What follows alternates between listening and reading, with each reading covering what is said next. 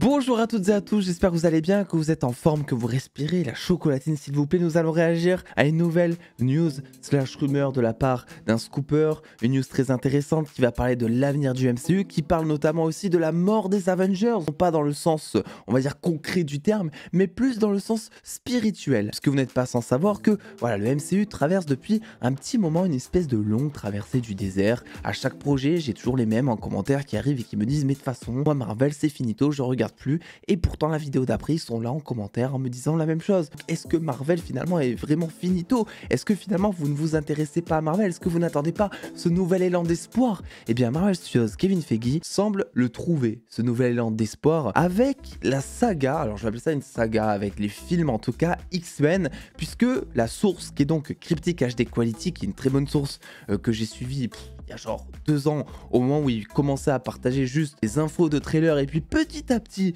il s'est ramené avec des scoops qui se sont vérifiés, nous dit que plusieurs projets autour des mutants sont en cours de développement, avec toute la trame qui sera centrée autour d'eux. Les Avengers auront un rôle minimum et une présence secondaire dans le reste de la saga, donc vous l'aurez compris, selon la source, l'accent sera mis sur les X-Men, et c'est pas la première fois qu'on entend parler de ça, puisque Daniel Richman nous avait partagé plus ou moins la même chose il y a maintenant quelques jours. Je n'en ai pas nécessairement fait, je crois, une vidéo, mais voilà, ça va toujours dans le même sens. En gros, les X-Men vont aller de l'avant, les Avengers vont un petit peu descendre en intérêt, et pour moi, c'est tout ce que doit faire Marvel Studios, parce que si tu veux ramener la hype, si tu veux relancer la machine Marvel, tu es obligé, quelque part, de laisser tomber les Avengers. Alors on le sait, à côté, selon Daniel Richman toujours, il y a un film Young Avengers qui est en cours de préparation. C'est un truc un petit peu à côté, et puis bon, ça reste dans la logique des choses, puisque c'est ce qu'on nous introduit depuis maintenant plusieurs projets.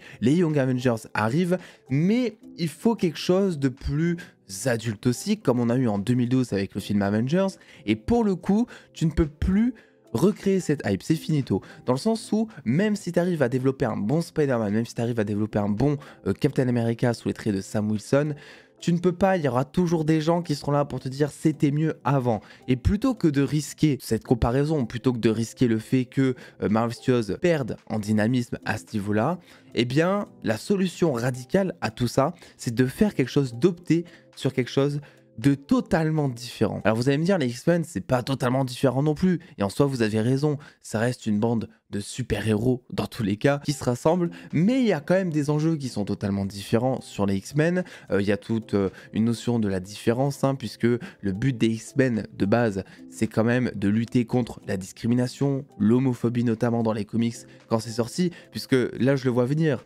Le problème, c'est que là, on est dans une phase cinématographique en général où tout le monde crie au wokisme. Et quand les X-Men vont arriver, j'en suis persuadé, on le verra, il y en a plein qui vont dire en commentaire oui, c'est woke, etc.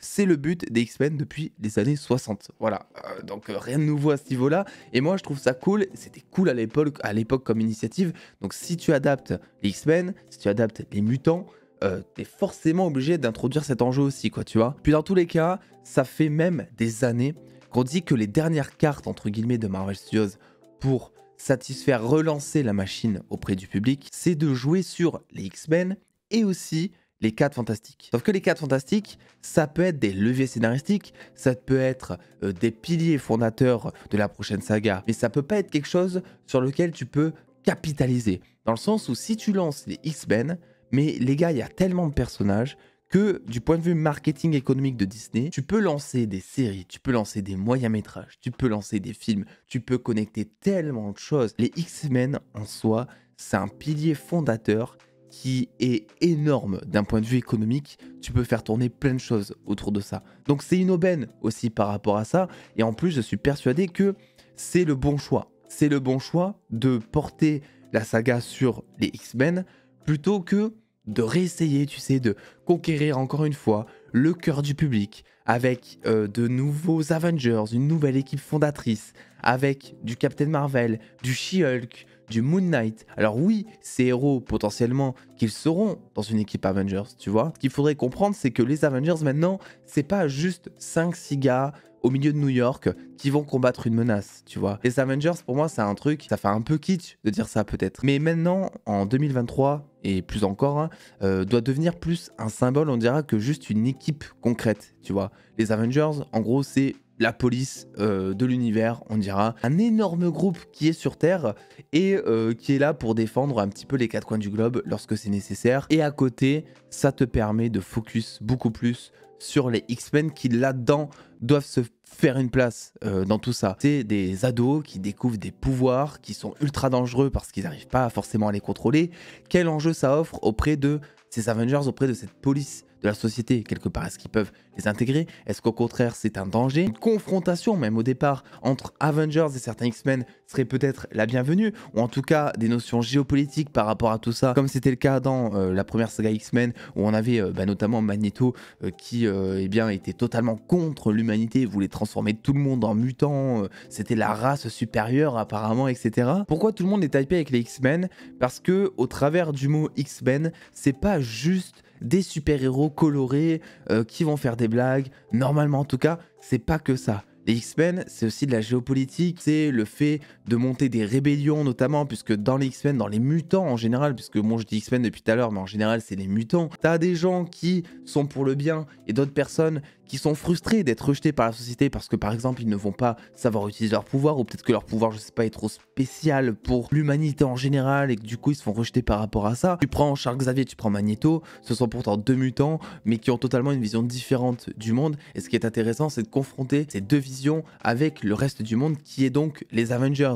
Les Avengers qui depuis des années maintenant s'est installé comme une idéologie commune de ce que doit être un héros. Alors évidemment je vous parle des mutants, je vous parle des X-Men, vous le savez tous, c'est pas du tout pour maintenant. On a beaucoup parlé notamment de Secret Wars qui servirait de soft reboot un petit peu au MCU comme dans les comics au final, et finalement t'aurais presque pas besoin de faire un soft reboot si jamais tu donnais l'accent sur les X-Men. Ça serait tellement plus simple au final de garder cette continuité du MCU avec Secret Wars, que rien ne change au final. 2-3 morts peut-être dans les Avengers, dans les héros en général par-ci par-là, mais pas de transformation de la réalité ou je ne sais trop quoi. Et au final, si ensuite tu arrives à te focus sur un groupe comme les X-Men, les mutants en général, t'as pas forcément besoin de soft rebooter parce que la saga va se rafraîchir, va se renouveler d'elle-même. Mais je suis vraiment attaché à cette idée que il faudrait que les Avengers deviennent plus une idée, quelque chose qui est omniprésent un petit peu partout, que le héros, tu peux en croiser dans n'importe quelle rue, n'importe quel pays,